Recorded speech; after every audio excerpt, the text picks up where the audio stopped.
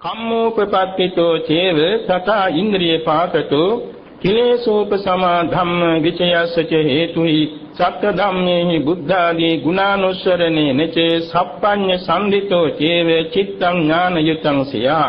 මේ ටීකාගත ගාථා පෙළක්. මේ සඳහන් වෙනවා කරන පින්කම ඥානයේ වැඩෙන පින්කමක් වීම නිසා කුසල්සිත ඥාන සම්ප්‍රයුක්ත වෙනවා. දැන් අපි මේ මහා පින්කමක නුවණින් යෙදුණා. 84000ක් ප්‍රදීපාලෝක පූජාවෙන් අපේ නුවණ වැඩෙන පින්කමක් කරගත්තා. ඒ වගේම දැන් මහා සංඝරත්නයේ ගුණස්කන්ධයේ සජ්ජායනා කරමින් මේසා විශාල පින්කමක යෙදෙනවා. එයින් සිද්ධ වෙන්නේ කුසල්සිත ඥාන සම්ප්‍රයුක්ත වීමයි. උපපත්තිතෝ කියේ නිදුක් නිරෝගී සුවපත් ජීවිතයක් ලබාගෙන සිටීමයි.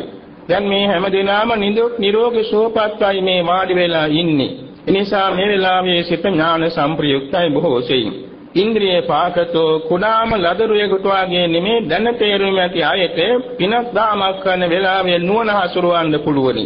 ඒ නිසා ඉන්ද්‍රිය පුහු කරවා ඇති බව ඥාන සම්ප්‍රයුක්තයට හේතුවක්. එයින්ද සම්පූර්ණයි.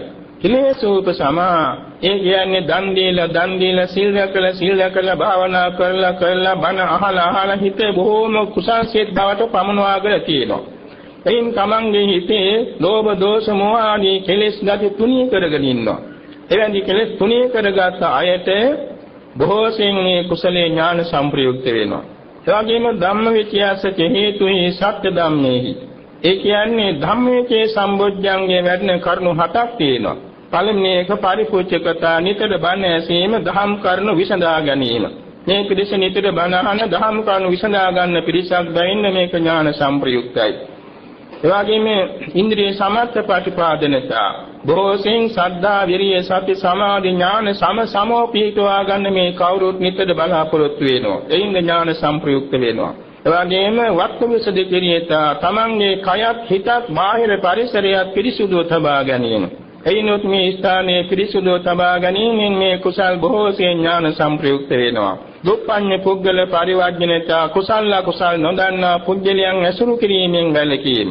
එයිනොත් මේක ඥාන සම්ප්‍රයුක්ත වෙනවා. පඤ්ඤවන්ත පුද්ගල සේවනතා නිතර දම්පින්කම් කරන බණ භාවනා කරන දාන සීල භාවනා වලින් හිත දියුණු කරගන්න ඥානවන්තයි ඉන්නවා. එවැනි ඉන්නතුන් ඇසුරු කිරීම නිසාද මේ කුසලේ ඥාන සම්ප්‍රයුක්ත වෙනවා. ධම්මේන ඥානචර්යා පච්චවේක්ඛනතා කිව්වේ බුදුරජාණන් වහන්සේ ප්‍රඥා පාරමී පිරු බෝධිසත්ව චරිත කියවනවා අහනවා.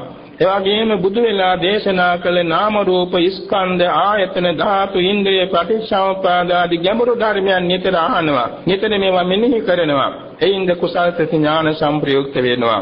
එවැගේම තදනිමුත්තතා මම සෑම පින්කමක්ම ඥාන සම්ප්‍රයුක්තව කරන්නේ නෙමෙයි කියලා අදිෂ්ඨානෙන් ඉන්න අයටද කුසල්ත ඥාන සම්ප්‍රයුක්ත වෙනවා. එවැගේම බුද්ධාදී ගුණානුස්සරණේනච එසේම තමන්ගේ සිත නිතර බුදු ගුණ, දහම් ගුණ, සංඝ ගුණ මෙනෙහි කරමින් හිත පිරිසුදු කරමින් ඉන්න අයටද කුසල්ත ඥාන සම්ප්‍රයුක්ත වෙනවා. සප්පඤ්ඤ සම්දිතෝ චේව උපතින්ම නැනවත් ත්‍රි හේතුක උත්පත්ති ලබාගත් අයට කුසල්ත ඥාන සම්ප්‍රයුක්ත වෙනවා. මේ කාරණා 13 නිසා කුසල්ත ඥාන සම්ප්‍රයුක්ත වෙන බැවින් මේ වාගේ වර්ෂයක් පාසා කරන සෑම කුසලයක්ම මේ සහභාගී වෙන පූජනීය ස්වාමින් වහන්සේලාගේ සිත් චිත්තසංතාන තුලත් මේ සදාවත් බෞද්ධ මෞපිය දූ දරුණ්‍ය සෑම දෙනාගේ චිත්තසංතාන තුලත් බොහෝ සෙයින් කුසල්ත ඥාන සම්ප්‍රයුක්ත වෙන බැවින් ඒ ඥාන සම්ප්‍රයුක්ත කුසල් වල ආනුභාවයේ මහත්ඵල මහත් ආනිසංස විඳ ගන්න අවස්ථාව ලැබෙනවා.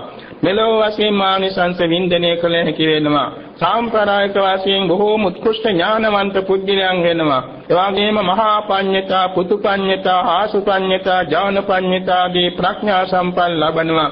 එයින් නොනවති මිසදුට ගැනීමෙන් වැළකීලා සැබෑ සම්මාදිට්ඨියේ පිහිටාගෙන පාරමී ගුණ සපුරා සුවසේම ආර්ය සත්‍ය අවබෝධයෙන් අමා මහ නිවන් සුව සාක්ෂාත් කරගන්නට ශක්තිය වාසනාව උදාපත් වෙනවා.